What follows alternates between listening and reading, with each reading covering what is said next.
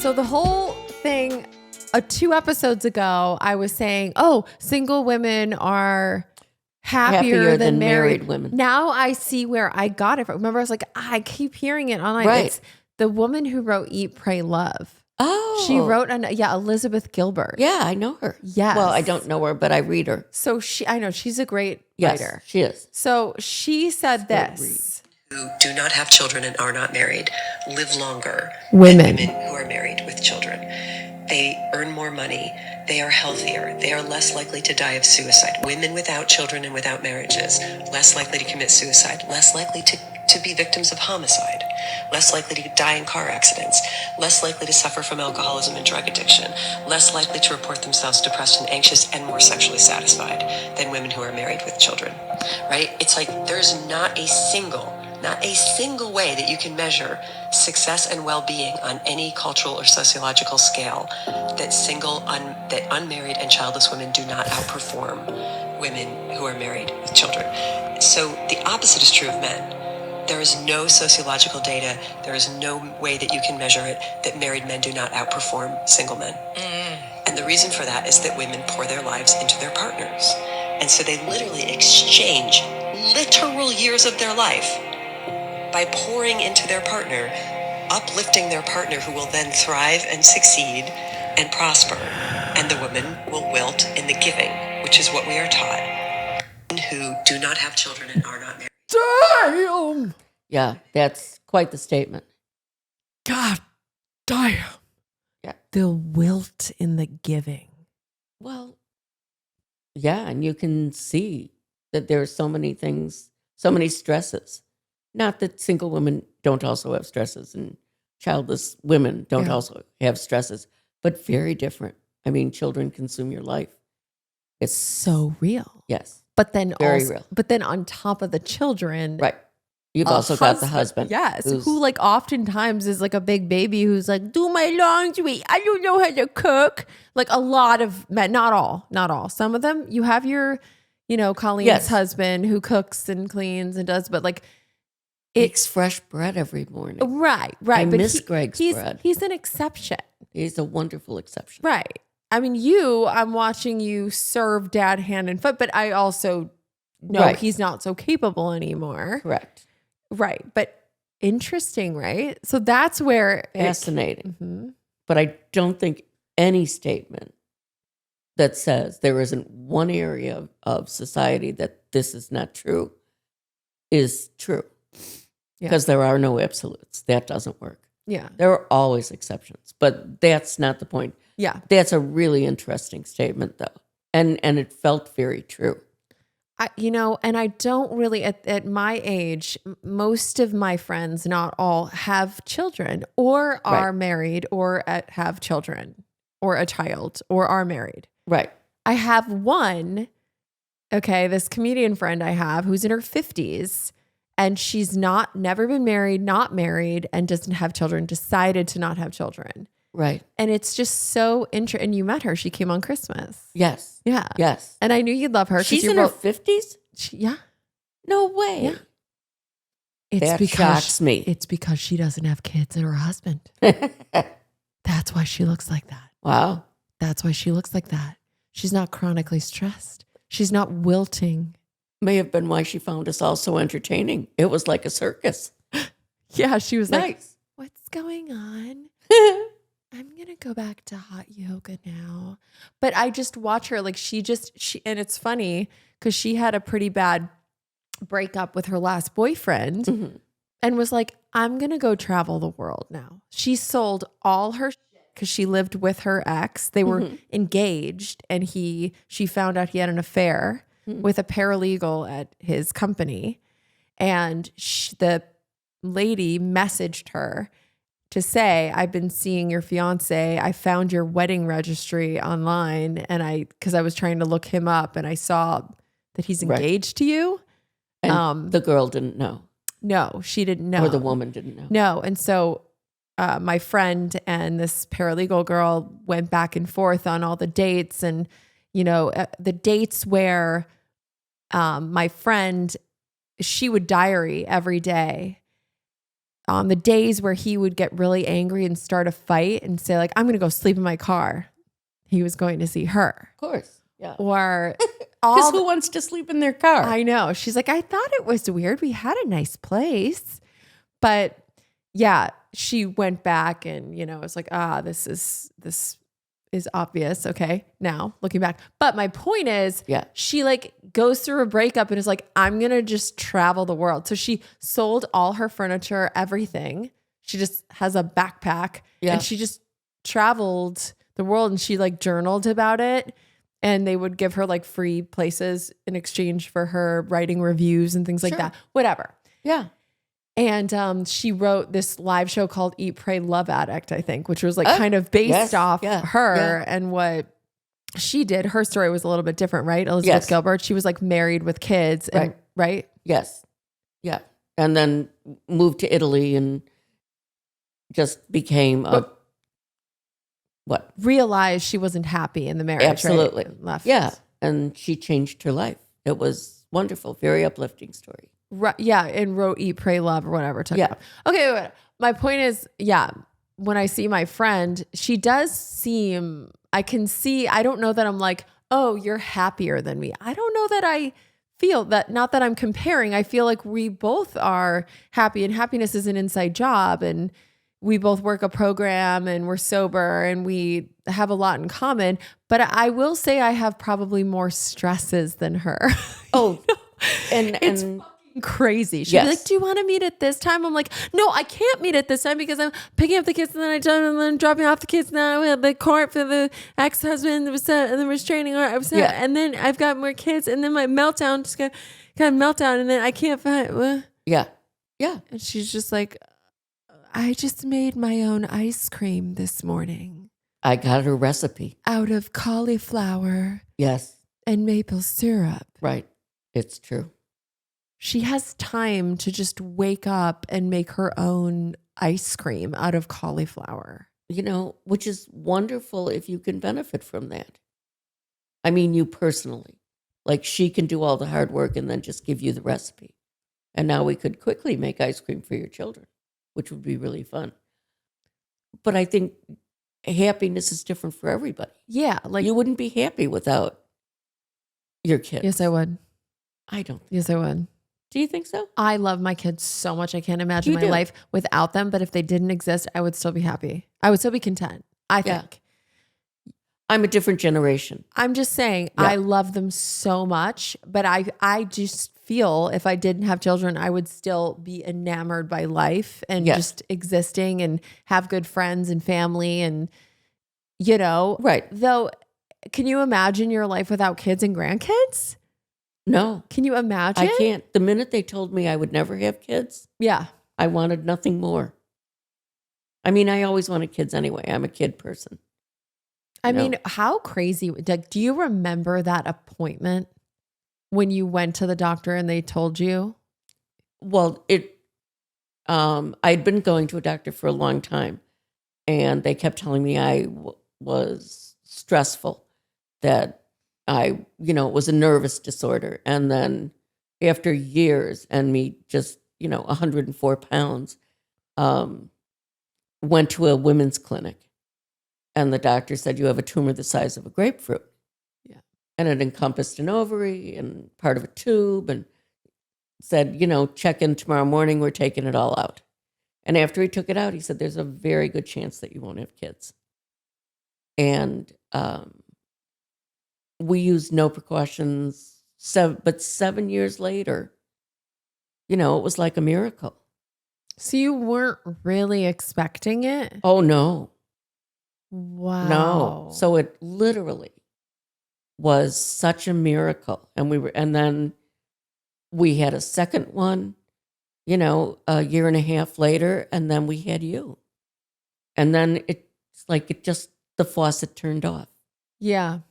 I would have had 10 kids if I could have. Wait, didn't you have one more pregnancy, but it was a boy? Oh. Or am I making that up? No, you're not making that up. And that was, okay. So when I was going to the doctors and they kept saying it's a nervous condition, the chief diagnostician at the time, and I'm sure that he's dead by now, told me that I was 5 months pregnant. But it was really a tumor. It was a tumor. And we knew I wasn't pregnant. There was no way I was pregnant. Yeah. And that's what spurred us on to a different. In fact, it was your father's Aunt Jackie who always called your father a Rotten. rotten. That's how she referred to him always. You rotten. Exactly. I told Poppy last night at dinner, I whispered in her ear, I go, call Grandpa rotten. She goes, you rotten bastard. Dad really laughed. He did. He was very fond of his Aunt Jackie. But anyway, it was her that sent us to this women's clinic in Hinsdale. Wow. And, just absolutely changed our lives. And then I had my 3 kids, even though I wasn't supposed to, Oh my goodness. which was wonderful. Best thing that ever happened to me. right. Yeah. And I wouldn't change it for the world. Yeah. And has it been stressful? Were some of my kids crazy? Absolutely. Some crazier than others? Why, yes. Anybody out there can guess which one was crazier than the rest? Yeah. It's just, motherhood is really a trip because it is. It's like the most gratifying thing. Absolutely. And you just feel so, there's no, because I was thinking earlier this morning about, what do I want to accomplish? What do I want to achieve? Right. And it was just all feeling kind of not meaningless, but just, ugh. And then I'm just like, well, I just want to be a really good mom and spend more time with my kids. Well, and I think that's part of motherhood. Yeah. That all of a sudden it isn't, what can I think I'll go travel the world. Would not be possible. No, that sounds like a nightmare with young kids. That sounds horrific. Yeah. That's not a vacation. We're not, at least with my kids, it's not. Well, I think with lots of young kids. Even a restaurant, going out to eat with kids. I see why you never took us out to eat. My God. The only place we went was Domo, and loved Domo because They don't know what Domo is. No one knows what Domo is. it's Like Benihana's. It is like Benihana's. But you guys loved it. You know, as they would be flipping things into their hat, and it was wonderful and entertaining for you guys. But no, I never understood why people would take their kids out to eat all the time. But it's gratifying, the most gratifying thing, but the most stressful and painful thing too. Like even yesterday, whatever, Alfie just was he was having a meltdown. He was having a hard time. And it's devastating. Absolutely. And he's screaming and crying and in so much pain emotionally. Yeah. And then I have to yell at him to get in the bath because I know that's the only thing that will calm him down. And he won't listen to me if I say, I think it's time for a bath. No, you have to say, you get in the bath. We get in the bath right now. You've got 10 seconds to get in there. And if I don't use that tone or yell, he's not going to get in. And then he's fighting with me because he doesn't want to. But I know the second he gets in, he's going to calm down and be able to regulate and relax. Yes. But you just feel when your kid is in so much pain, Right.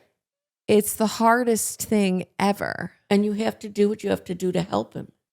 Oh. Even if it feels mean at the time. And it was just a horrible 30 minutes of screaming and throwing and tears and Dad going, what the hell is that noise? Well, yeah, but that's Dad. And then the storm. He's at a hotel. Why would a hotel put up with that? Right, exactly. Yeah. He's like, this is the worst hotel ever. Right. He's like, you need to electric shock that boy. I said, Dad, no, I don't think that's the solution. Just shock him. Not going to shock him, Dad. No, he's just a little shock. Yeah. A little shock.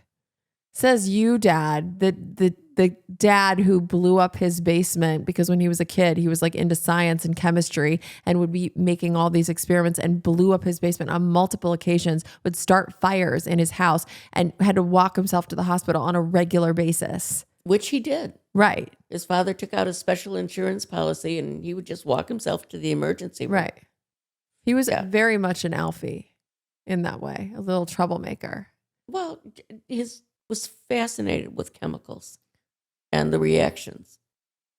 He set me on fire once. But then what I was trying to say was then the storm calms and Right. then we go in and Alfie's happy and bathed and everyone's in a good mood and Right. Poppy's dancing and we're all making pasta and it's like the best It is. hour, Absolutely. 2-hour dinner ever and everyone's laughing and Right.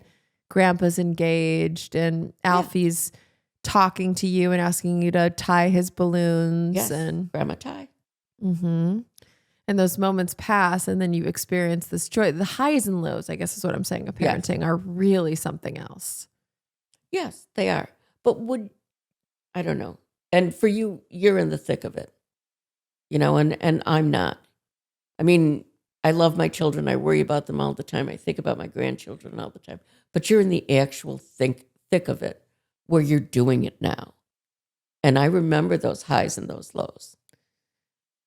Yeah. And I don't want to say that my experience is still different, but it kind of is when you have a kid with special needs. Of It course just, it is. it just is.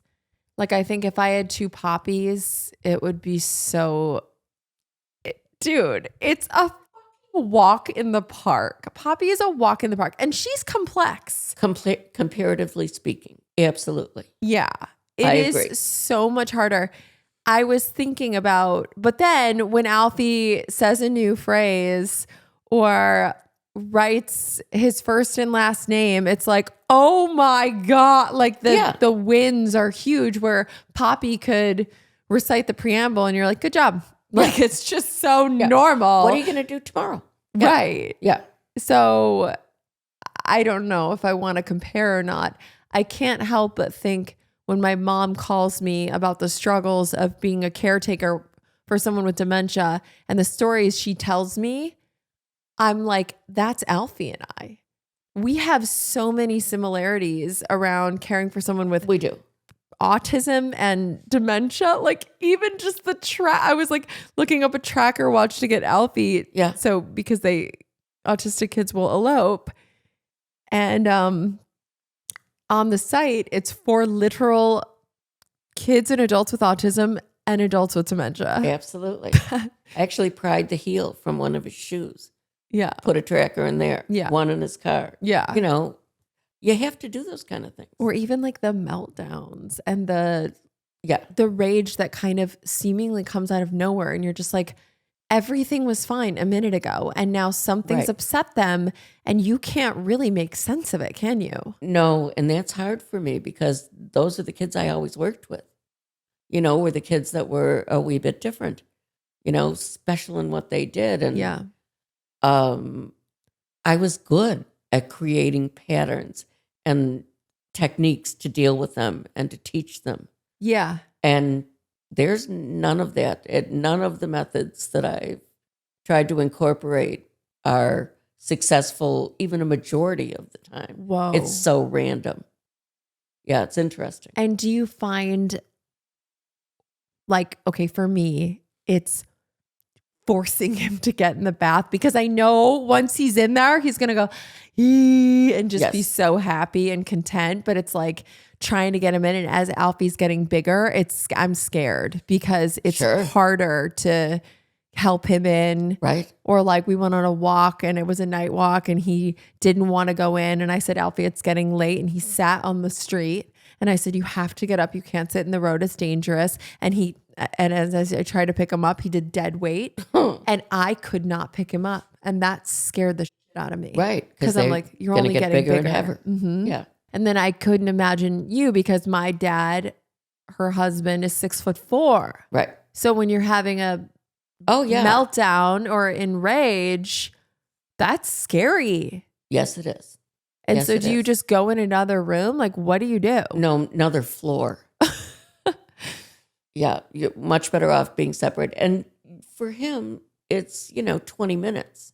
20 minutes. Yeah. And then he forgets why he was angry. yeah. And then he comes down and, so what are we having for dinner? Mm-hmm. Or want to play a game?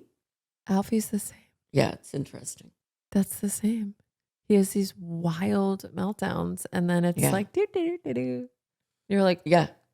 Well, yeah. I can relate. yeah. I need a support group for like We talked moms about this with yesterday. autistic We kids. both need support groups. Yeah. Yeah. And there's one around you too. There I'll is join one. mine if you join yours. Yeah, there's an Alzheimer's one around me. Yeah. I don't know that there's a Lewy body one. I haven't found that. But does it need to be that Specific? right? There are different aspects to the disease that it would probably help, like Parkinson's syndromes come up with Lewy body. Oh, really? Yeah, watch his hands when we play games. They shake now. Wait, I saw that the other night Oh, with his hands. Yeah. There are Parkinson Oh. physical similarities that come up with Lewy body. And does he ever comment on? No, or else he'll say something like, oh, I was doing this or that, and my hands are shaking. But then he surprises me so much. Like my mom's giving him a lot of tasks to do around the house because he'll sleep like 20 hours a day and then wakes up and is like, I'm hungry. And we feed him and then he goes back to bed. So mom's trying to get him to move his body and use his brain more. Because he's stiff and he's in pain. Right. So they play games every single night. And anyway, we have a little art table and chairs that were loose. The nails were coming out. And mom's like, let dad do that. So I gave him the toolbox and he figured out the screwdriver and the right nail to, or the right screwdriver bit attachment to put on it. Fixed all my chairs and the table. But what really shocked me was like, you were like, do you remember where it goes? He hasn't used that cabinet since last time he came here. No. When was he in there?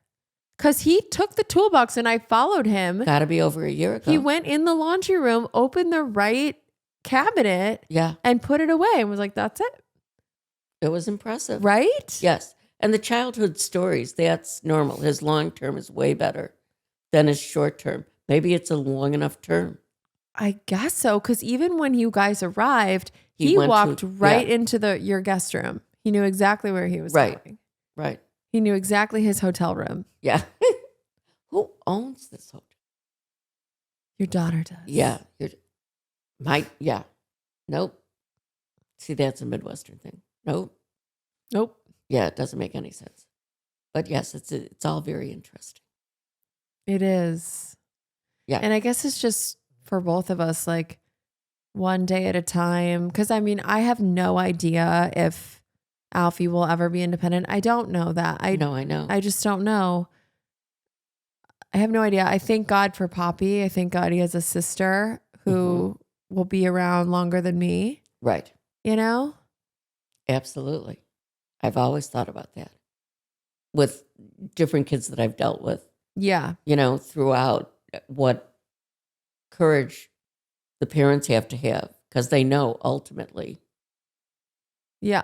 That child, no, I guess you don't know positively, but most likely that child would outlive them. But I just feel a sense of calm because Poppy loves him so much and is already so incredible with him. And their bond is extraordinary. Right. And it really is extraordinary. Yes. He asks if Poppy's not in there. Poppy? Like he just wants Poppy.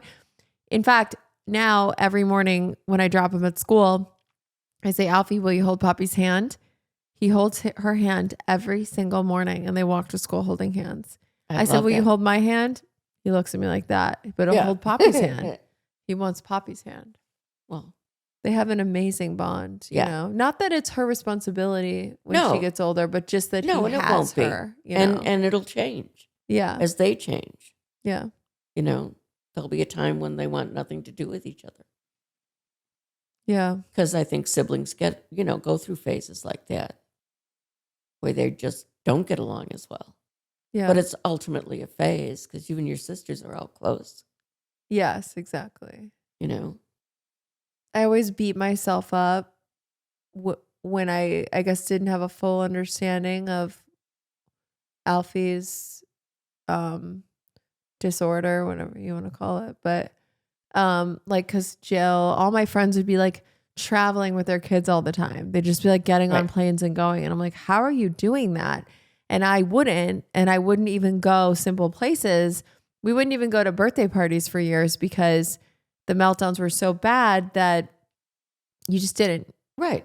It wasn't worth it. No, it wasn't fun. No, And that's for why you anyone. go. For anyone. So Right. you just don't go. You don't go to things. And that's okay. Right. It's just you accept it. But then I beat myself up and I was like, damn, I'm just like not a good mom. And then I started going, no. Once Poppy got older and I was like, Yeah. this is not, it's not nothing. It's Right. Colleen, my sister, made a really good point. She's like, he's very high maintenance, but low maintenance too, because he's so independent and doesn't want, Poppy's asking questions all day long Right. about life. And that's Yes. difficult. She's got, you know what I mean? But even in this low maintenance times, Yeah, you've always got it in the back of your head. Always. Where is he? always. What's happening? I've So had the most, yeah. I'd say a quantified low maintenance, Yeah. not Yeah. just low maintenance. No, I had a full panic attack when a dog trainer, because we were debating getting a service dog for the kids, and I'm still debating whether it's a good idea or not. We're still assessing it. But I had a full on panic attack when her and Uncle Jack, my best friend Jack, Yeah. were over. They were like sitting in the back talking. And I like went in to help Poppy in the bathroom, come out. Where's Alfie? Oh, what? Oh, I look around. I can't see him. He's not in the backyard. He's not in the side yard. And I like literally start Right. Sure. having a full blown panic attack. He's gone, Right. And it's just as simple as you're going to the bathroom or you're, helping Yeah. your other child, or you're like cooking food for them or something like that. And then Right. that's it. That could be it. Yes. And I had a full panic attack, and then Jack and they're just sitting there because they're just thinking, oh, kids know to stay. In the yard. Yeah. Well, I don't know. Yeah. They just don't think about it. Right. They just don't think about it the way Well, a not parent to that does. level. No. Yeah. No. Absolutely. And then I like found him finally. He was in the side yard, but he was like hiding, like Right. in a spot that was hard. Whatever. Yes. But yeah, Yeah. it's crazy. And I've never done that with Poppy. No. No, you just, Right. no. And that's one of the joys when your kids get old enough to say, go play in the backyard. But, or for you, when you were little, when you guys were all riding bikes, you can go as far as the big blue spruce and the driveway on the other side of us. Can you And imagine guys- telling that to No, Alfie? you'd be gone. Yeah. He'd be in Malibu. Someplace or off to the grocery store to get candy. Yeah. Yeah. Oh, yeah. Yeah. It's parenting to a much higher degree, I Yeah. think, because you don't have that, I feel grateful. I have a lot of moms with neurodivergent kids Which is following great. me, like a lot. And you guys have been so supportive, and just hearing your stories, I don't feel so alone. Oh, And that's absolutely. incredible because it is, Right. yeah. And people think they understand it. But I think it's like anything else that's major. You don't understand it until you live it day to day. Yeah. Like even I said something to you that could have felt, no, I was like, he's just sleeping all the time. And Yeah, it's like, right. no, Laura, you don't understand. Well, but you don't until you live it. Totally. Like To Kill a Mockingbird, that's like the main theme of that book. Right. Walking a step in someone else's shoes. Mm-hmm. Yeah. Yeah. But last night was amazing, though. We all had such a good time. It was and- very fun. Yeah. Yeah. It was very fun. Lots of it is very fun. And the stories you've told me too are pretty hilarious. We get some good stories out of our situations. Yes. Oh, absolutely. But we've always had good stories. I know. We have lots of good stories. Laura came home from school when she was little. I don't know if she was kindergarten or first grade, but she comes home and she comes walking in, and I said, "Sweetheart, where's your shoe?" And she looks down. She's missing a shoe. Yeah. Who walks the rest of the way home with only one shoe on? I And we know. retraced our steps, and it was about 400 or 4 houses down Yeah. underneath a bush. Yeah. But who doesn't notice the shoe's gone? I could see Poppy doing something like that too. Well, you were absorbed in whatever it is you were doing. I was talking to myself. Yeah, probably. Well, anyway, I would love to hear everyone's thoughts on what we chatted about. Yeah. And you have to fulfill your New Year's resolution of coming to see your grandkids more. Yeah, I do want to. I mean, they're both retired. Yes. I live in Los Angeles, sunny in the winter. Yes. Okay. My middle sister has an 80-acre farm in Oregon with goats and dogs and cats and a man who makes their own bread. Oh, his bread is great. And then my oldest sister is back where we're from in the suburbs of Chicago. So you get to spend time there and be with friends and family there. And you should just alternate, just be full-time grandparents. Dad does really well around young kids. Dad does do really well around young kids. He was so playful. He's been so playful with Poppy. And he was never playful. And he's just chasing her around. Yeah. And she's sitting on his lap. Like they're bonding hardcore. And Poppy's waking him up from all his naps and like tucking him in and giving him her stuffed animals. Plus he's hard of hearing. Yeah. So we told her she has to talk louder. She bellows. She just screams at him all day. Yeah. It's Grandpa. right. But with the nicest question. Yeah. Like, do you want to watch K-pop Demon Hunter? Demon Hunters with us last night. Grandpa watching K-pop Demon Hunter was really funny. It was funny. And then within 10 minutes, you just hear. Yes, you did. Well, you know, she put him in a spot. She did assign us spots and brought us all blankets so we could cuddle. And he got the spot where his legs were up and he was gone. Well, we got to get him ready for dinner because it's his 75th birthday. Right. So we should do that. Yes, we should. All right, guys. Thank you for listening/watching. And if you haven't already, please subscribe to my Patreon. It really helps support us and keep us going. That's patreon.com/Laura Clary. Patreon.com/Laura Clary. And you can join for free and you get all the episodes right away. Or you can be a paid member and go live with me. You can also request guests or topics or even write in your own stories. And maybe you'll make it on the podcast too, because we talked about doing that. And I want to do that in 2026. Oh, I think you should. Is bring on some Patreon subscribers onto the show, probably on Zoom, unless they live in the Los Angeles area, to tell your story. I think that'd be fascinating. Totally. Yeah.